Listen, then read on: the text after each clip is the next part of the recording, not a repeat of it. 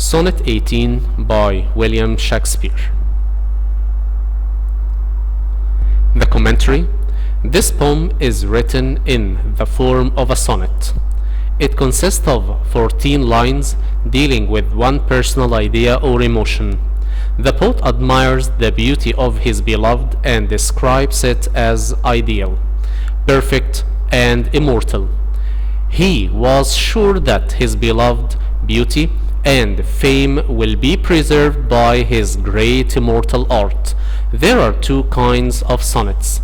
The first, the Italian sonnet, which is divided into two stanzas, the octet, 8 lines introducing the idea or the conflict, then followed by the sestet, it's 6 lines offering the resolution of the conflict. Shakespeare made a change in the form of the sonnet and was named after him the Shakespearean sonnet. He divided the 14 lines into 3 quatrains. The quatrain is a stanza of 4 lines each, and a heroic couplet, 2 rhyming lines summing up the idea. In the poem, in the first line, the poet states his main theme or main idea.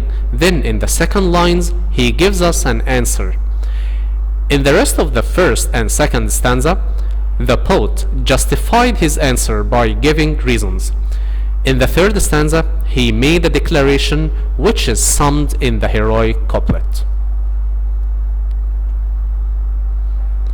Quatrain 1. Shall I compare thee to a summer's day, thou art more lovely and more temperate? Rough winds do shake the darling buds of May, and summer's lease hath all too short a date. The vocabulary. Thee means you, thou art, you are, temperate, moderate, rough, wild, lease means rent or hire something. The paraphrase. Shakespeare begins his sonnet asking whether he should compare his beloved to a summer's day.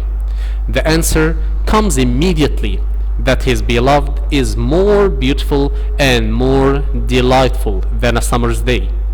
Then the poet begins to point out the imperfection of summer. He says that even in May, it is sometimes windy and the strong winds shake the small fragile buds. Moreover, summer does not last for long. It's far too short and gives way to other seasons.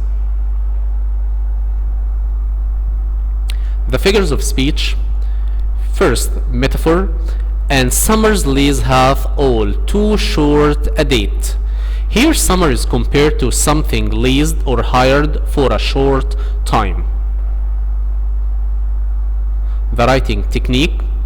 Repetition. Thou art more lovely and more temperate. Here the word more is repeated twice. Contrast. Shall I compare thee to a summer's day, thou art more lovely and more temperate. Here the image of a short summer is contrasted with the delightful image of his beloved. And the line, and summer's lease hath all too short a date.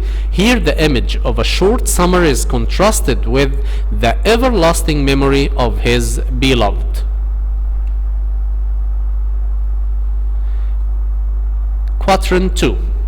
Sometimes too hot the eye of heaven shines, and often is his gold complexion dimmed, and every fair from fair sometimes declines, by chance or nature's course untrimmed. The vocabulary. Eye of heaven means the sun. Dimmed means made not bright or prevented. Complexion, the natural color of the skin. Declines means decays or goes away. Untrimmed, deprived of beauty. The paraphrase. The poet continues to discuss the flaws of summer or the imperfections in summer. which is described as a season of extremes and disappointment.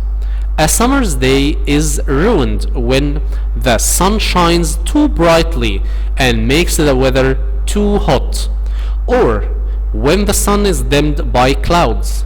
A summer's day is finally darkened by night, and darkness replaces sunshine. Here the poet states that every beautiful creature will eventually lose its beauty, either through some accident or because it's natural for all living things to grow old and die. The figures of speech. Metaphor. Sometimes too hot the eye of heaven shines. The sun is likened to the eye of heaven, or the sun is described as an eye. And personification. Sometimes too hot the eye of heaven shining. The same line. Here the heaven is personified as a human being who can see and has an eye, and often is his gold complexion dimmed. The sun is personified as a human being with a face and complexion. The writing techniques. Here we have alliteration, and every fair from fair sometimes declines.